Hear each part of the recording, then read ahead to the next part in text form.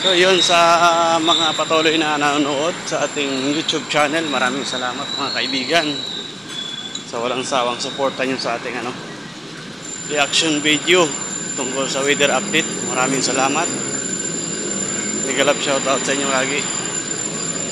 Ingat kayo palagi mga kaibigan sa mga sumusuporta sa ating YouTube channel.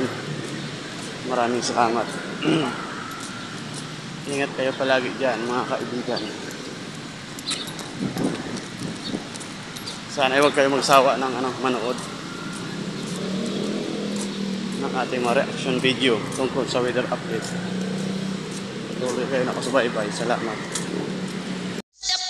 Narito po ulit ang update natin para sa lagay ng ating panahon ngayong umaga po ng March 7, 2025. Sa ngayon po ay lumakas na muli ang bugso ng hanging amihan at ito po ay umiihip na sa malaking bahagi ng Luzon. Ang shear line po ngayon ay nag-i-extend dyan sa may Bicol region at easterlies naman ang nakakaapekto sa silangan ng Visayas at mayroon pong intertropical convergence zone na nag-i-extend po sa silangan ng Mindanao. At sa ating long range forecast, consistent pa rin naman po na walang bagyo na namamataan na tatawid po sa ating kalupaan for the next 2 weeks. At sa lagay ng ating panahon, ngayong madaling araw po ay may mga isolated rains sa ilang bahagi ng Cagayan Valley, Cordillera, La Union, Quezon, Camarines Provinces, Catanduanes, Marinduque, Calapan, Palawan, Romblon, Aklan, Capiz, Cadiz, Cebu, Bohol, Leyte, Samar Provinces, Caraga, Davao Oriental at Sulu Archipelago.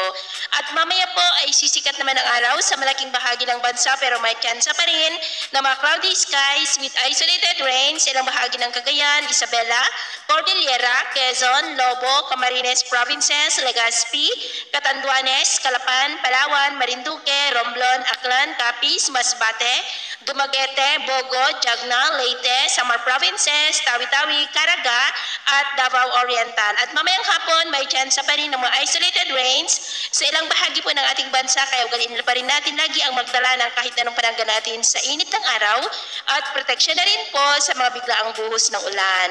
At sa atin naman pong mga baybayin, maalon po ngayon sa mga baybayin ng Northern Luzon, maging po sa mga baybayin ng Pangasinan, dulot po yan ng amihan. Ang mga alon dyan ay posible po na aabot hanggang sa 2 to 4 meters height. Kaya hanggat maaari po, ay iwasan na muna natin ang papalaot dyan sa mga may kulay pula para po mas makaiwas sa mga sakunang